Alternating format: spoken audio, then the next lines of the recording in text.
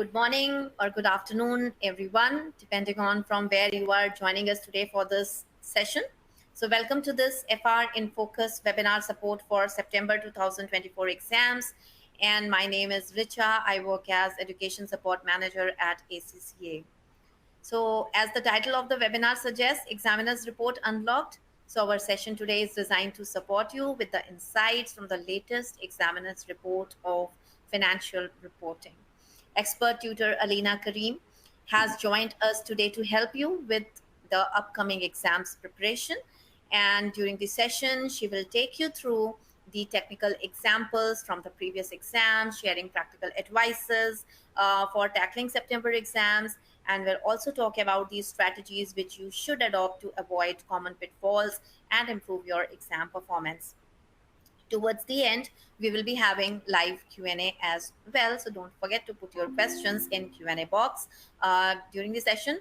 But here I would also like to advise you, it's better to hear also first what is being told by the tutor later on, and then keep on putting your questions in case you have anything coming onto your mind. Before I hand over to Aleena, I would like to cover a few housekeeping items very quickly. At the bottom of your screen, there are a number of buttons you can use. There is a help icon which provides resources in case you feel you find any technical difficulties during the session. There are icons of both slides and media player as well. Please do keep them on for yourself because you will need them during the session very much. There is an attendee chat function which all of you are already using, putting in, letting us know from where you are joining us from, and you can engage with your fellow webinar attendees as well there. But be mindful, do not share too much of your personal details on the chat box. Resource list, that's the icon that looks like a file symbol. So if you click on that, you will get the links to important resources which may be beneficial for you for financial reporting paper. So don't forget to take a download of that. You can rearrange your screen to suit you and resize the windows if you need to. And if at any point you are not able to hear us or you are not able to see the visuals, please do refresh your browser. Registering for the session means you will be sent an email tomorrow with the details how you can listen to it again. So do not worry, in case you miss anything in between, you will be able to access the recording. With this, I am now going to hand over to Aleena and we'll be back with you towards the end of the session. And if you want to ask ACCA or Aleena a question, please do post them, as I said, in Q&A section. And note, we cannot guarantee answering every questions directly, either verbally or via web chat, but we hope whatever the questions we are able to share will be helpful to all of you. So with this, handing over to you, Aleena. Thank you so much, Richa. Hello, everyone. Good morning, good afternoon, good evening from wherever you're joining in the world. I'm Aleena Kareem. I am the FR expert tutor with ACCA. I've done ACCA myself, and I have taught ACCA for over a decade now. So here I am trying to gather all the knowledge that I have accumulated over years and sharing it with you in a concise session to give you that push that you need this close to the exam. It's less than a month in the final exam. So today we are going to go through the details that the examiner has discussed with us regarding the FR exam so that you do not miss out on any area that has already been shared. So let's kick off the session. This was just my short introduction. I'm an FR and SPR expert tutor. I have conducted train-the-trainer sessions globally along with study schools with ACCA, and here I am with you. Now, in today's session, the sequence that we are going to follow is that first we'll cover some key insights from the March-June 2024 Examiner's Report. As you know, Examiner's Report is something which is released after 2 exam sessions, and it picks out some key questions. Which questions, particularly for FR, we'll discuss them shortly. This examiner report covers some technical examples also from the previous session. We'll go through that, some practical advice for the upcoming exams, and strategies to avoid common pitfalls and improve the performance.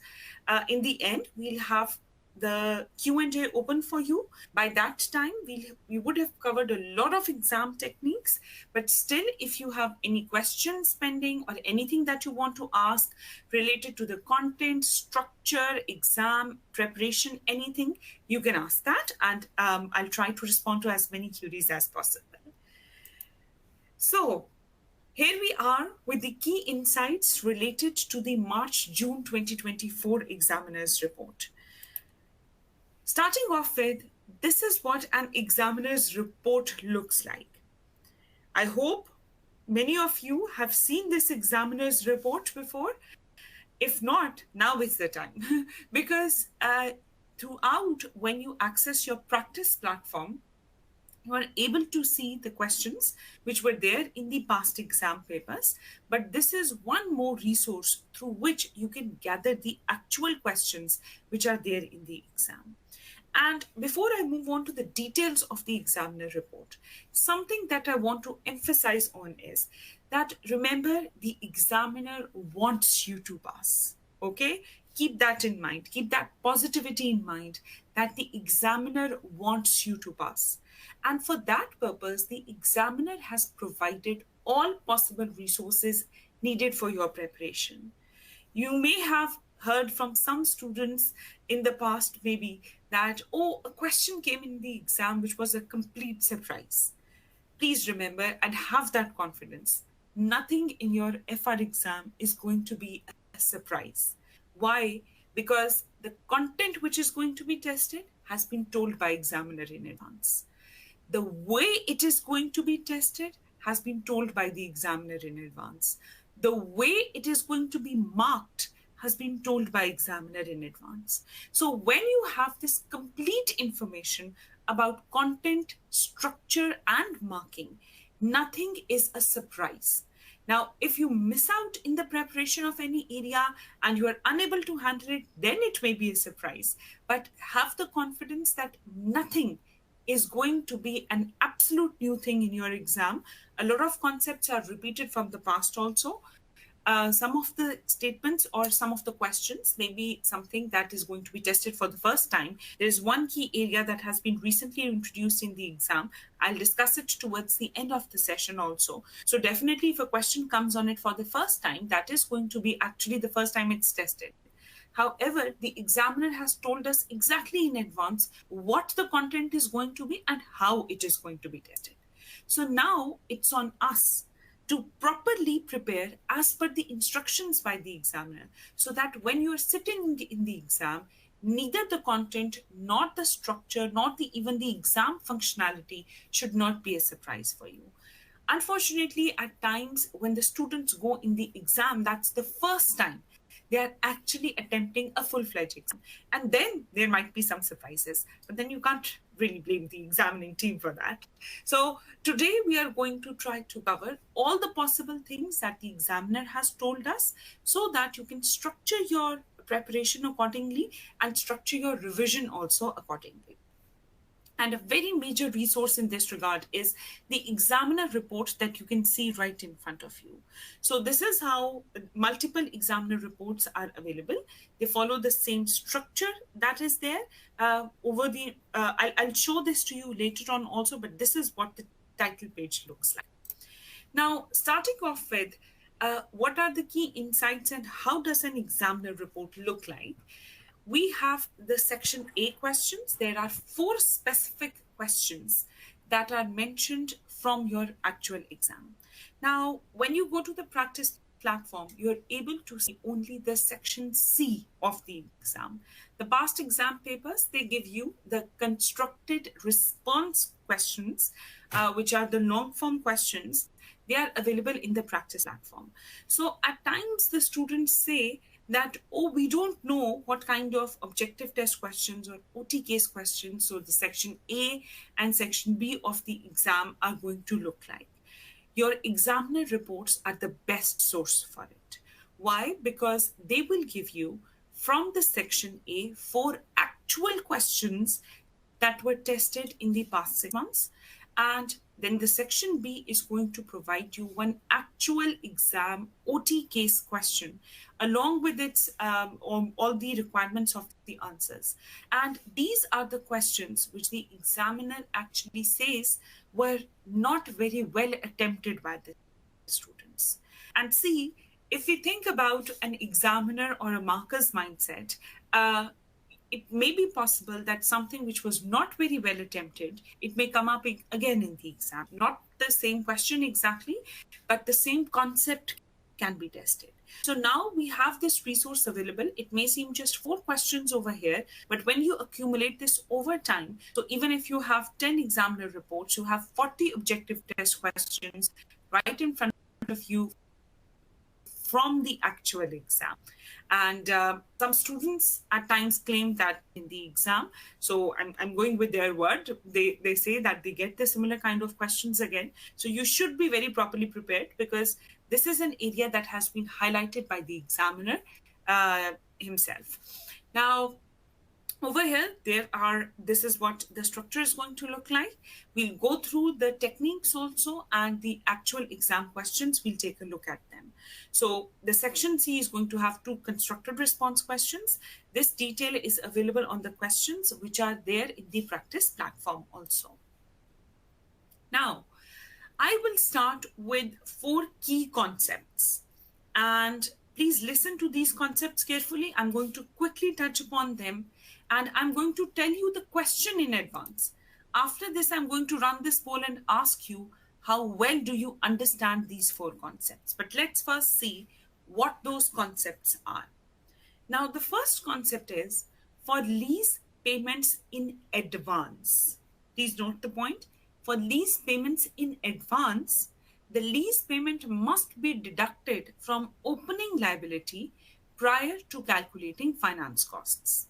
This is a statement, this is not a question. So this is the actual concept. As you know, in leases, we can either have arrangement in which the payment is made in arrears. So once the time passes, after that we make the lease payment, or the payment can be made in advance, which is, let's suppose, at the start of the year.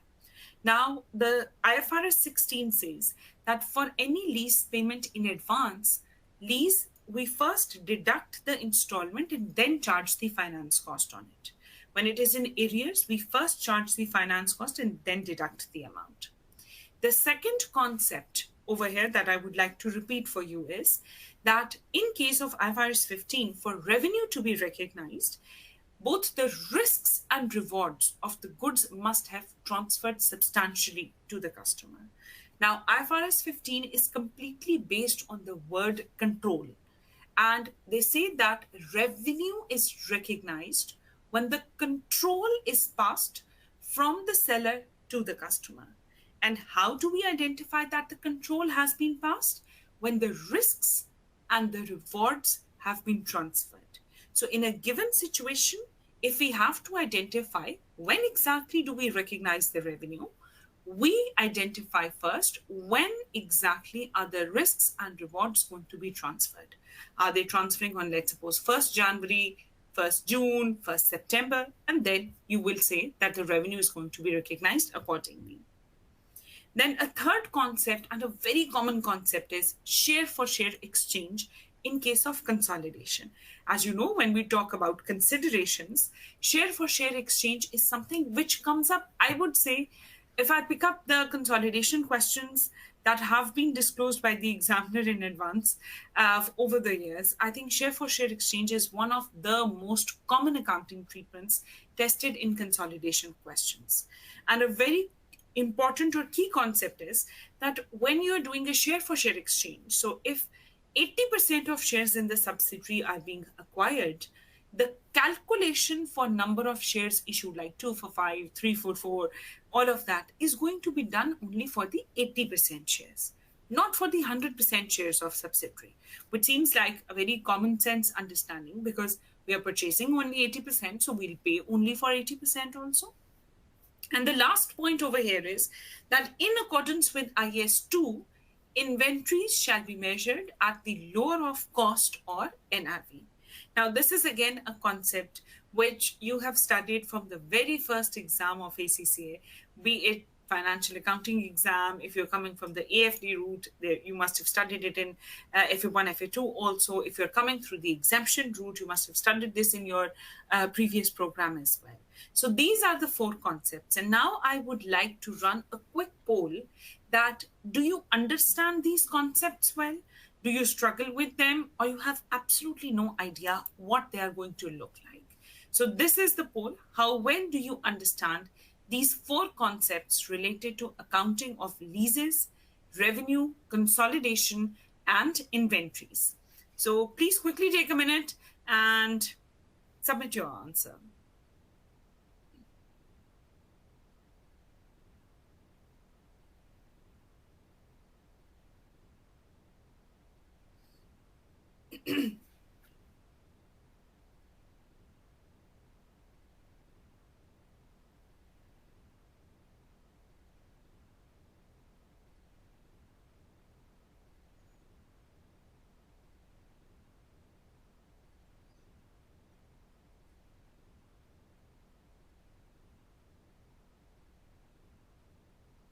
Wonderful response rate.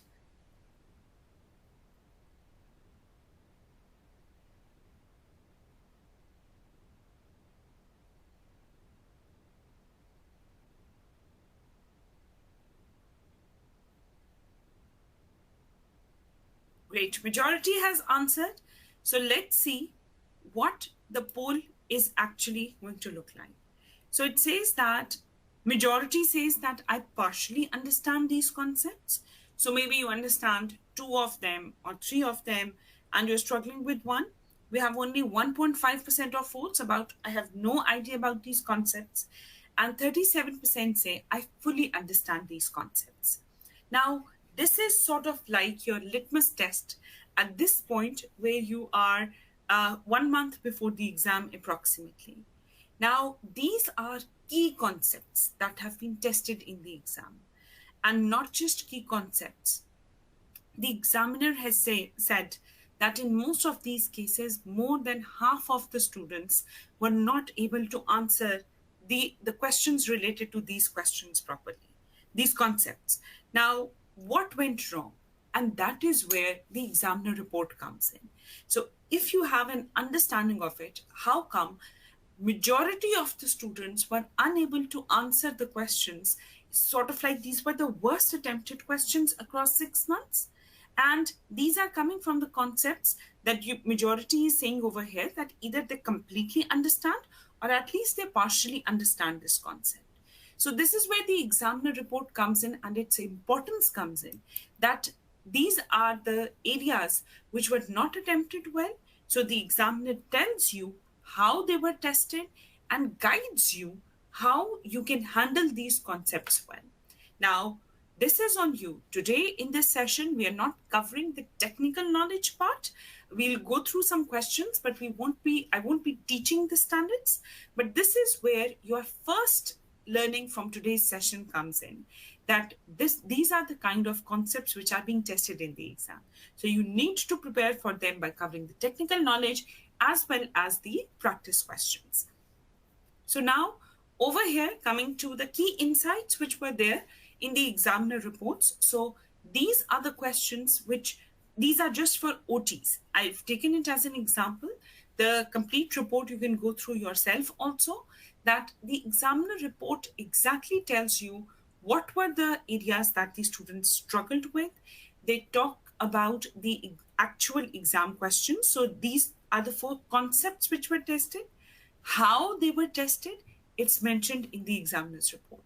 They also tell you what were the common errors. Like in share for share exchange, the examiner said that majority of the students, they took the complete shareholding and calculated the share for share exchange accordingly. So they, rather than taking 80% of the shares, they took 100% shares of the subsidiary and calculated the working accordingly. In case of revenue, the students were not able to identify when the risks and rewards were transferred. Then there was another example regarding deferred consideration on consolidation. And a lot of students forgot to calculate its present value. Now, it's deferred consideration. It's going to be paid after, let's suppose, 3 years. You have to calculate the present value. So the examiner tells you not just about the areas that are important, but also the common areas. And a repeated emphasis is that you have to read the question carefully.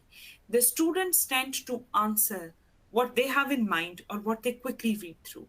I always tell my students, reading the question carefully once is much better than skimming through it maybe 3 to 4 times. Read it carefully, identify what the examiner is asking, and then answer accordingly. Now, when you're reading a case or a scenario or even the background for an objective test question, there can be multiple questions that can be asked. So even if I take the example of consolidation, if they're giving you share for share exchange, a contingent consideration or a deferred consideration, maybe they'll ask you for goodwill. They may ask you for the total amount of consideration. They may ask you whether the control has been established or not. Anything can be there. So a very good technique in this regard is that when you are answering the OTs as well as the CR questions, read the requirement first and then go back to the scenario. This is something which is going to be very time saving for you also, that you open a question, you read the requirement first, and then you go back to the scenario. But now while you'll be reading the scenario, you will know what exactly is the thing that you're looking for. So if you're, let's suppose you're dealing with ICE 38, you need to, the question says, tell us what the charge to P&L is going to be. Another question can be, what is the expense related to research? Now, these are two different questions. So now when you're reading the requirement, the context is going to be very clear once you go back to the case questions. And one more very important thing is you have to manage your time accordingly. Repeatedly, you will be surprised when you read the examiner reports, how frequently the weak areas are exactly the same over the years. It means that either the students are not looking at the examiner reports, or they are not taking it seriously, or I think the last one is the most common one, that they're still not practicing accordingly. So time management is very important. We'll discuss the time allocated in a few minutes also. Now, another very important thing with respect to, if I come to a more section-specific basis, your section A and B of the exam are OTs and OT cases, so objective test questions and objective test case questions. Remember, these are auto-marked, so these are marked by the computer. They are not marked by human beings, which means that these are the questions which have absolute answers. There's no subjectivity involved in them. So even if it is a fill in the blank, there is an exact answer which has been fed behind in the computer. And if you have to choose from the options, then also no subjectivity or judgment is involved in that. And therefore, these are 2-mark questions. In these 2 marks, the examiner is going to test a key area of your syllabus. However, the disadvantage over here is, although it's a 2-mark question, so it cannot go beyond a certain difficulty level, but there is no partial marking available. So if the examiner is asking you to choose which 2 of the following are the correct answers, both of them need to be correct for you to get the marks. It's either a 0 or it's the overall 2 marks. Just a quick confirmation. Can you all hear me properly?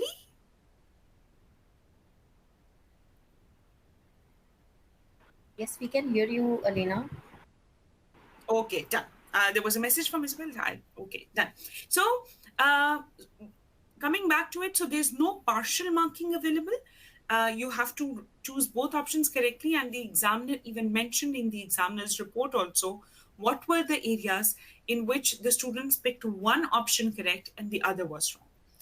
Also, in case of fill in the blanks, it seems like something very basic, but please keep this in mind that in fill in the blanks, you are not supposed to write the dollar sign or the brackets. They are, or even a comma, because we're very used to being accountants. We're very used to putting a comma, we're showing the value in thousands. So over here, please keep this in mind that if you put any of these in your fill in the blanks box or an alphabet, so any ABC writing million or M or any such thing, the computer is not going to recognize your answer, even if the value is correct. So please make sure it is. It seems like very logical, but a lot of students at times in the hurry of the exam, because see, exam comes with a certain pressure. So in the exam pressure, they miss this out and they either enter the commas or brackets, any such thing. Maximum things that you can write in your answer, they are number one, the digits. So let's suppose 892.58, so a decimal point. And the maximum can be if your answer is negative. Let's suppose the answer is an overdraft. You have to put a dash or a minus sign, nothing else. If you put anything else in your exam, in your fill in the blanks box, the answer is not going to be recognized by the computer. Then, in case of section C of the exam, there are two ways in which normally the questions are tested. So there are analysis and interpretation questions. Please remember, you love them or not, analysis and interpretation is going to be there in your exam. It's a compulsory part of your exam. It's very logical. The examiner has distributed your syllabus into chunks, and the examiner has said that your exam is going to test every chunk of your syllabus. One of those chunks is purely related to analysis and interpretation of financial statements. So there is no way an exam is going to come up in which analysis and interpretation is not tested. It can come up in the section A, it can come up in section B or section C, most commonly in section C of the exam. So it is going to be there. Analysis question, 20 marks is going to be there in your exam. No surprises there. So in this also, some key learnings that we have had from the examiner's report are, number one, again, address the requirement. What is the examiner asking? Which ratios are being asked, and in what context do you need to solve them? See, your interpretation questions can be of multiple types. Again, no surprises there. It can be a comparison of a company with its own past performance. It can be the comparison with a competitor. It can be a comparison with industry average. It can be that in the current year, it is a single company statement. In the past, it was consolidation. So a subsidiary was disposed of during the year. Or it can be something in which in the past, there was a single company accounts and then an acquisition was done. So you have to compare a single company accounts with consolidated statements. Or it can be that there are two consolidated statements that you have to compare with each other. And lastly, because the recording is going to be available for you, so you can go through these again also. So the last one is that you have two companies which are not related to each other. So you have their information available and you have to make a certain judgment related to them. Now, these are the types of questions that can come up. So no surprises if you get a consolidation question in your analysis and interpretation. The examiner has told in advance that such questions can be tested. So important thing is to identify what exactly is the examiner asking you to do. If you rote learn the ratios and their increases, decreases and write them, that's not going to get you good marks. Okay? Very importantly, use the information in this scenario.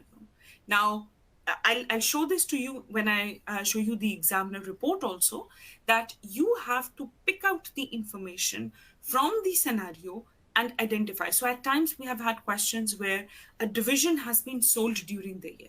Now it's a very major event, but a one-off event. You don't sell off divisions of your business every year. That should be included in your analysis. A competitor has come up. We have shifted to e-commerce. Any such thing, you need to pick it out. And remember, please remember this point very carefully, that your examiner does not give extra irrelevant information in your question. In ACCA, the exam questions are focused and each and every word is going to be relevant for your answer. So there's nothing in your scenario that you read and say, I don't think I need to use this information in my answer. That's not the correct approach. Then you're missing something out. So best way is that whatever is written in your question, make sure it is used in your answer in some way. Then very importantly, in case of analysis and interpretation also, please make sure you show the workings. Let's suppose a ratio, let's suppose if the answer is absolutely correct, you have to find gross profit margin. The answer is correct, yes, you'll get the marks. But if the answer is wrong, only because in the exam pressure, you picked up the wrong figure of profit. You had to write, let's suppose, 738, you wrote 783. So a transposition error. Any such thing was wrong. If the examiner can see the formula, they can see your calculation, then automatically they are at least going to give you partial marks for it. If you don't provide the calculation and your answer is not correct, they are going to be 0 marks for that. At times, there are pre-formatted response sheets also available. Use them. Your examiner has timed your exam thinking that the students have this pre-format available and they don't have to type it up. It's a facilitation that the examiner has provided to you. So please make sure you use it and if by any chance you delete this pre-format, it's not going to come back. So please be very careful while using it. Again, read the requirements and the scenario accordingly. I've written this on multiple slides because I cannot emphasize enough on that. And then do all the adjustments on a stepwise basis. There may be questions which ask you to make certain adjustments in the accounts and then solve them. But interesting enough, in the report that we were seeing, the examiner had not even asked for that and some students made the adjustments. So please be very careful to write the relevant answers.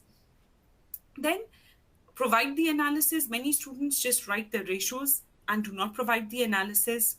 Again, whether it's time management or understanding, that is something you have to plan in advance.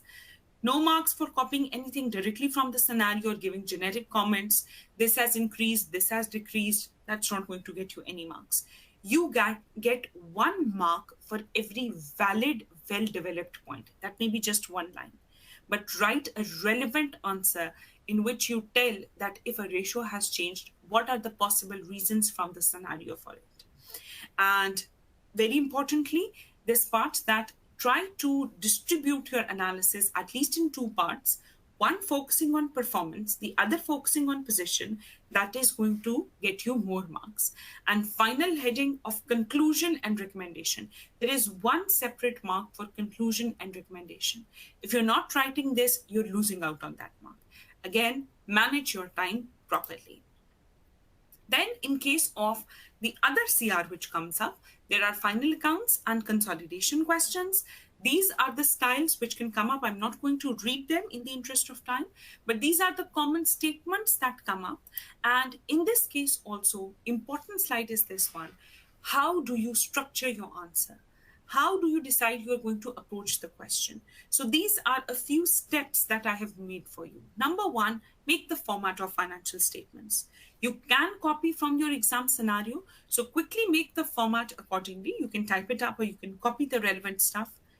Number 1 thing, go for easy marks. See, the examiner is helpless in certain things also. So if they're giving you a consolidation question, line by line addition is going to be there. The examiner is helpless. They cannot miss that out. And good for you because you can get easy marks for that. So whenever you are making the format, quickly, first of all, focus on the easy marks. Pick up the information of the parent, subsidiary, add them on a line by line basis.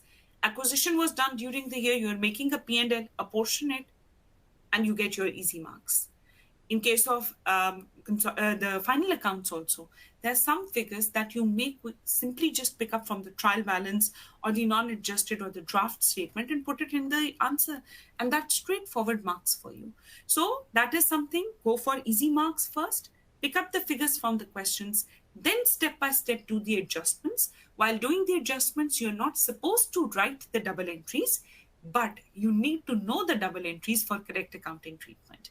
Always remember, in a draft statement, if you're talking about final counts, the trial balance and the draft statement figures are going to be used once in your answer.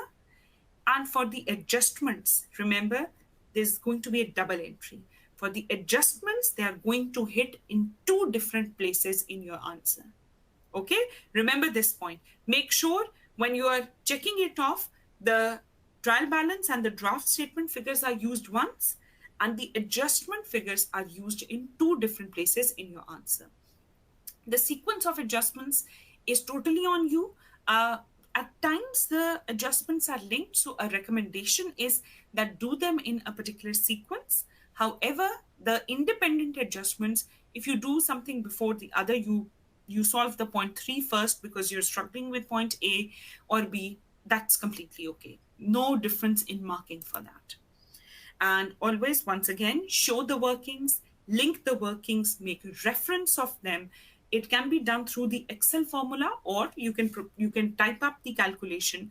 Don't do the mistake of just doing the calculation on the calculator and then writing the answer without providing any working. The examiner has own figure rule. Once again, the examiner wants you to pass. So if by any chance you've made a mistake, let's suppose in calculating gross profit, and then you have to calculate, let's suppose, the operating profit and the net profit, you are not going to be penalized for one mistake multiple times. If you've made a mistake going forward, the marker is going to assume that the answer that you calculated was correct, and the remaining questions are going to be tested accordingly. And time apportionment is very important. This is the major part. You have 1.8 minutes per mark in your exam. So automatically, that means your first section A, is of 30 marks. You have almost, you can say, I would recommend, it's more than 50 minutes that are available to you for it. However, I would recommend that to begin with, you can target to complete your section A in 45 minutes, section B in 45 minutes. Time yourself in your practice also accordingly. Why am I saying 45 minutes when you have a slightly more margin available with respect to 1.8 minutes per mark? Because in the exam pressure, it takes you more time to solve the questions. And if you're able to do it earlier, you can save some extra time for the section C of your exam. But please make sure once the time is up, so if it is a 20-mark question, your time is up as soon as you're done with the 1.8 minutes per mark, and this includes reading the question, reading the requirements, and writing the answer. Move to the next question. It has been proven over and over that moving to the next question gets you more marks rather than spending extra time on the existing question. I know it's very tempting at times to complete it, but please move forward. You can always flag a question, leave it incomplete, and come back to it if you have time. But please be very mindful of the time allocation for every section of your exam. Now, I'll quickly show you, I'll share the screen and show you the FR examiner report and the things that we have discussed, some of the key points related to it also. So this is the actual examiner's report. This was the lease liability, that question that was being tested. Now, another very important thing that I want to emphasize over here is, you can see this in pink, SLO B6A. This is something that you are going to see in multiple questions. So in the next question also, it says SLO B10B. What is that? This is your reference to the syllabus by the examiner. So if you go to the ACCA exam portal, you can see the syllabus also. Learning outcomes. SLO stands for syllabus learning outcome. There are sections, section B, there are points in it, so B10. And in 10 also, there are A, B, C, so part B. Why am I telling all of this? Because if you take out your syllabus, each and every point that is mentioned in the syllabus, your question is going to be linked to that. This examiner report told us that every question that the examiner gives, it is related to a particular learning outcome. And again, what does that mean? If let's suppose you take the syllabus in front of you, and during your preparation you start marking what you have already covered from the syllabus, there is no way, if you completely cover it, you can get any surprises in the exam. Why? Because every question is going to be linked to a particular syllabus learning outcome. Okay, so this is what your exam questions are going to look like. These are the actual ones, like we were talking about the delivery also. With respect to revenue recognition, this was an interesting one because this said that one of the options was correctly chosen and the other was incorrectly chosen. Because we've covered the OTs, I would like to move towards the OT case and CR questions.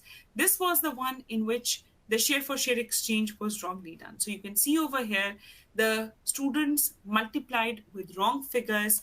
They didn't calculate the present values, all of that. Now, this is where I want to emphasize a little on in the section B of your exam. Once again, you need to read the scenario carefully. This was the scenario available. Now, the scenario, it provides you the information in almost the same sequence as your final exam. There are going to be most probably a couple of theory questions also in OT cases. That's a common format. And these are going to be related to the question which has been discussed over here. So over here, you can see that they were talking about selling 3D printers and softwares. They were talking about expansion. They are talking about functional currency and presentation currency, and they're talking about a convertible loan note also. So on one hand, they're talking about foreign currency, they're talking about loan notes, and they're talking about the redeemable preference shares also. Discount rates are available. Now, you see, the first question is a theory question, simply asking which of the following statements regarding transactions in red should be dealt with in Dunk's financial statements. Straightforward theory question. Then, regarding the transactions, they are talking about the exact exchange rate at which it can be converted. The examiner has told you what were the common mistakes, where did half of the candidates go wrong. It's so simple. We all know that while translating, the reporting date translation needs to be done. So that is the spot exchange rate. So this is how the 5 questions have been provided. I wanted to go through these because I wanted to show you that the examiner has provided detailed answers of not just how the correct answer is, also telling where the candidates went wrong. And trust me, as per the students claimed, I cannot sit on the exam again. Some of these students, these questions come up as it is in the future exams also. So you need to cover the concept comprehensively. Quickly, what I want to show you is the section C. Over here also, this is what your section C looks like. You have the question, you have the answer space, and then you have to answer the questions accordingly. Once again, poor exam technique, not addressing the requirement. In here, I wanted to show you. So here, the question first asked for the calculation of earnings per share, and for this there was a bonus issue during the year. So marking it, showing the working, that is very important. Again, even in the long form questions, each part is related to a certain learning outcome. And once again, to show proper working, that is very important. Over here also, they said that small difference in figures and not showing the working was something that led to losing of marks by the students. And then over here, the requirement specifically asked for deferred income to be excluded from calculations. Now, this is something which was mentioned to facilitate these students and also to see whether the students read the questions properly.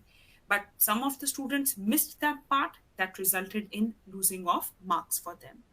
And once again, analysis, providing it is very important. In some cases, they said generic comments were provided. So you can see over here, they simply stated ideal ratio is 2:1. That's too generic. It's not going to get you any particular marks. And again, there was a one-off item. Now over here, this was the important part. There was a departure of a director from the business, which resulted in the competitor advantage. There were impact on compensation and sales because of the competitor adverts. There was a government grant. So now you don't get a government grant every year. It should be a part of your analysis. Then loan notes that are not due for immediate payment. However, the interest rate had been renegotiated. Now, interest rate renegotiation, this is something which is going to impact your finance cost. It's going to impact your your net profit, your interest cover, everything. So as soon as you read that part, it should immediately click to you where is the impact going to be. And then there was some adjustment with respect to the bank loan interest rate also and cash flow management in this regard. So you see, answering the question, just even if this simple point I pick up with respect to finance cost, if you pick up and you identify whether after renegotiation the finance cost has increased or decreased, that is something which can be very good analysis for your interest cover. As simple as that. Then in case of final accounts also, the question, the examiner has provided you exact working. They said 36 minutes are available for you in the exam for this part. Move on once you are done with these 36 minutes. If you have properly prepared, you should be easily be able to sit in this exam and complete it. Please once again have the trust. The examining team makes sure that it is easily doable under the exam pressure in 36 minutes. Okay, so these were some of the examples. Like over here also, they asked for a consolidated statement of financial position. Now, when a statement is being asked, the pro forma needs to be made, the worksheet should be done accordingly, and the workings can be performed accordingly. So this is the way in which you can show your workings, either by showing them in brackets, or you can see over here, you can apply the formula equal to brackets, show the answer. The marker is going to click on it and check the answer. The marker is going to check each and everything that is mentioned over here. So this was a brief summary of how your examiner report looks like. You can see over here also detailed working of the answers has been provided, and the examiner says that in the examiner report, I just don't repeat the actual questions because the scenarios are already, the answers are already available in it. Rather, I focus on the technique part and what went wrong. Okay, now coming back to the main part of the presentation, a quick question. How many of you practice the questions on the practice platform by ACCA?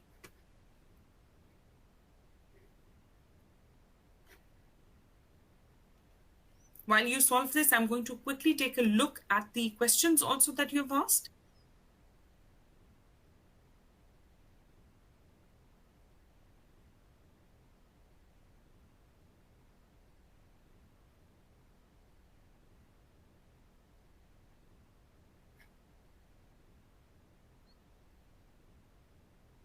Okay, let's see. Majority has answered now. So I will quickly move on to the answer.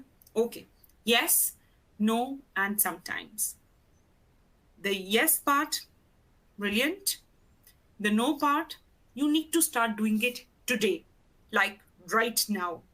Not tomorrow, right now. Okay, please make sure, because the platform is a very big facilitation by ACCA, that you can experience the exam environment and you can do the practice hands-on. If you don't do it, you're going to struggle with the structure in the exam. And once again, you can't blame the examiner then, because the examiner had already told you what the questions are going to look like, what the functionalities are going to be. Because see, the ACCA exam functionality is slightly different from your Word and Excel, the normal one that we have on our computers. So please practice within the practice platform so that you are able to be very comfortable with how you are going to exactly attempt the answers. Okay? And for sometimes also, I would recommend, please do that practice more. See, honestly, one question done on practice platform comprehensively is better than 3 questions that you're just reading through them and identifying that, okay, this is something that I can easily handle. So please make sure you focus on that. Now, some of the closing tips before we move on to your questions. Please practice on the practice platform. You have Study Hub available by ACCA for coverage of technical concepts. There are topic explainer videos also for some key areas. They are all available on ACCA website. Examiner articles are there. Mock exams are available by ACCA. Please attempt them. Please promise me today that your exam is not going to be the first time you attempt a complete exam under 3 hours condition. You should attempt mock exam beforehand. That drastically increases your chances of success. I promise that. Okay. So answer all parts of a question. Do not miss out. Know the exam functionalities in advance. Focus on financial and non-financial performance. This is a very important area, that a new part has been introduced in your syllabus, which is related to sustainability. Non-financial performance, the examiner has repeatedly emphasized this is something which can come up in any part of your exam. And very importantly, it can be a part of your interpretation question. So nothing should be a surprise for you if in the upcoming exam attempt, the examiner is going to expect from you that if a company is having a negative impact on the environment, you do bring the sustainability standard in and comment on the non-financial performance also. Very important area. I'm repeating this, sustainability is a new addition to your syllabus. It is very highly likely that it is going to be tested in some form. It can be in OTs, OT cases, or CRs. In CRs, it is very highly likely that it may be tested in the analysis part. So when you're commenting on the performance of a company, it's not just the financial factors, it is going to be the non-financial factors also.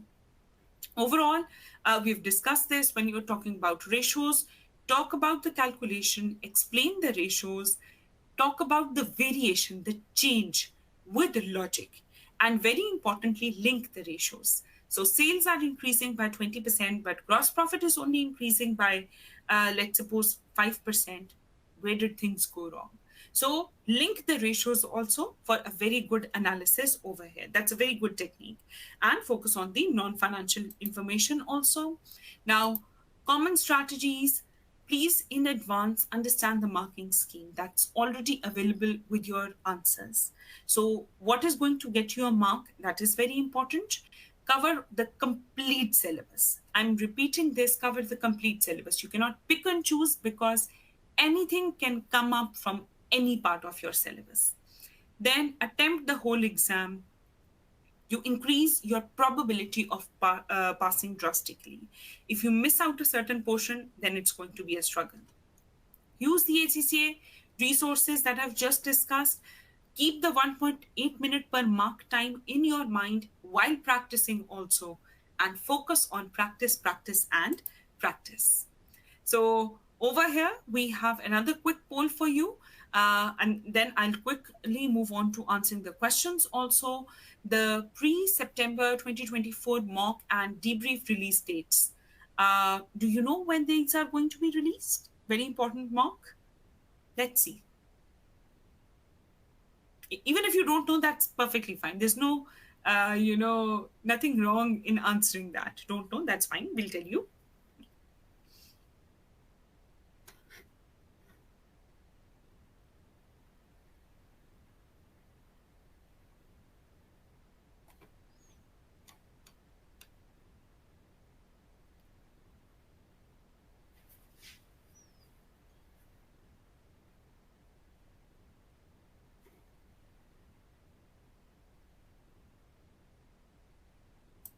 Let's see. Okay, so majority does not know yet, and there is a very interesting distribution of answers. That is okay, that is perfectly fine. Richa in the end is going to share with you the exact details with respect to mock also. Meanwhile, I'll quickly move to Q&A and cover the common questions that have been asked. I'll start off with the earliest questions. There are no, once again, I'll repeat that there is no syllabus picking and choosing that I can recommend. nothing. And please see that while you're sitting in the exam that you get is going to be different from the exam from the person who's sitting right next to you. So you cannot predict that something which was tested in the last attempt, that's not going to be tested again. Your OTs, your OT cases are going to be completely different. Even the CRs normally are different. There are two sets of CRs which are going on. So no prediction or question choosing or syllabus choosing can be done. I cannot recommend that. I do not recommend that. And I cannot emphasize enough on it. Please cover the entire syllabus if you want to be successful. And in the last few days, I would recommend that if you've gone through the technical content once, focus on practice. Your revision is going to be through practice. Regarding the sequence of exam that you should attempt, my personal recommendation is to go with the sequence of the exam, section A and B. See, section A and B is something in which you can guess the answer also. So even if you don't know the answer, you can guess it, mark it. If you have 4 options, you have no idea what the correct answer is. Even then, giving or choosing any random answer, there is a 25% probability that your answer is going to be correct. So I would say go for section A and B first. Section C is slightly more time intensive. If you start with section C, there is a probability that you may, ultimately spend too much time on that. Okay. Then, no last minute covering up, complete syllabus. I'm emphasizing again on that.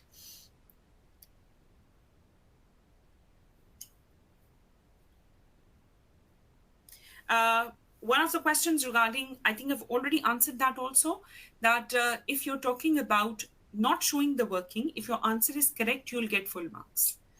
However, if the answer is not correct, that is where the marker makes the effort to see what went wrong in the working, and that is where showing the working gets you additional marks. In case of consolidation questions, yes, it is perfectly fine to show working of line by line addition either on the face, in the workings, or through the Excel sheet, the Excel functionality of putting in the formulas. Whatever you are comfortable with, you can go ahead with that. That is something that is completely your choice, but practice accordingly.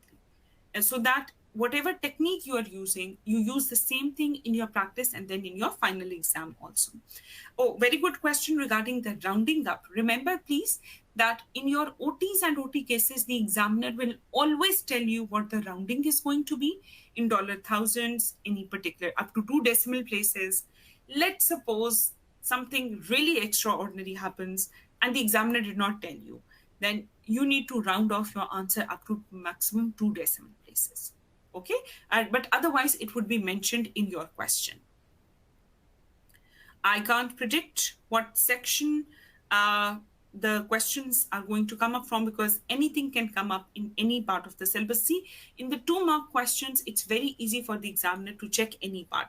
And a common misconception is that probably the consolidation and analysis is going to be in section C only. It can come up in section A or B also. I would say there is a question regarding whether to study and move on to revision.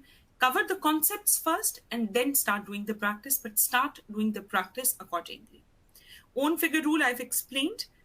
If your answer is wrong, let's suppose you have to calculate the value of an asset and then charge depreciation on it. If the value of your asset is wrong, but you've correctly applied the depreciation method, the examiner is now going to assume that the figure you calculated is correct and going to answer accordingly. We have covered how to write the interpretation and analysis answer. You can go through the recording also again. I think this question came up earlier. Rounding is already covered. Short revision plan, they can't really be. My approach would be do it through practice. So revise by doing practice of the questions. That's a very good way of covering the technical questions also and practicing for the final exam as well. Again, I cannot recommend any prioritized areas to study. And okay, so there was one question that can I shorten my words, for example, writing ink for income, that is not recommended. The common words also you need to write in full. However, there are certain key terminologies like non-controlling interest, so you can write NCI. In that case, the examiner says that at least once in the question, in the beginning, you write the full form, and in the bracket, you write the abbreviation that you're going to use. That is something which is then acceptable later on. So, like gross profit, you write it once GP, and then you can use it later on. But like ink for income, so you see, ink is used for incorporation also. So you can't really go for that kind of confusion. Um, Someone has asked, can I pass the FR exam if I struggle with consolidation? Yes, of course you can. However, please see that consolidation questions, if you pick up the past exam papers, repeatedly similar kind of treatments have come up again. So if you practice properly, there is no way you're going to struggle with the consolidation, because ultimately, uh, the line by line addition, the share for share exchange, considerations, intra group adjustments, intercompany sales, it is something that has come up repeatedly, repeatedly, repeatedly. You have so much material, my students, in the study hub, in the practice platform. There is a complete resource available. If you just practice that, try to find out the pattern. What are the commonly asked themes? And that is something that can help you a lot in your preparation. So now we are almost up with our time. I hope I've answered all the questions that have been asked. Now I will hand it over. Thank you so much for bearing with me for this 1 hour. It was a roller coaster ride, but I tried to cover maximum things. Now I'll hand it over back to Richa for the closing. Thank you, Aleena. I hope I am audible to everyone. And Yes. yes, I believe. In fact, I was also getting so much interested in hearing you out, and I believe the same is with the students as well. And you must have really found the webinar interesting as well as very useful takeaways you will be having from this. I'm very sure about that. I know that there was a poll question which Aleena diverted to me to respond to you the right answer of it. So the correct answer is 12th of August, your mocks will be live on CB Practice platform, and their debrief videos will be live on 16th of August. So you are advised to complete your mock first, do the mocks, and then watch the debriefs. That will again help you in relearning the things where to understand where you have gone wrong, and don't feel that if you have gone wrong anywhere, that is a kind of demotivation. I was able to see one of the questions about that. A student was mentioning that if I do mock and I get less, I mean, if I'm not able to score good there, so that can be a demotivation.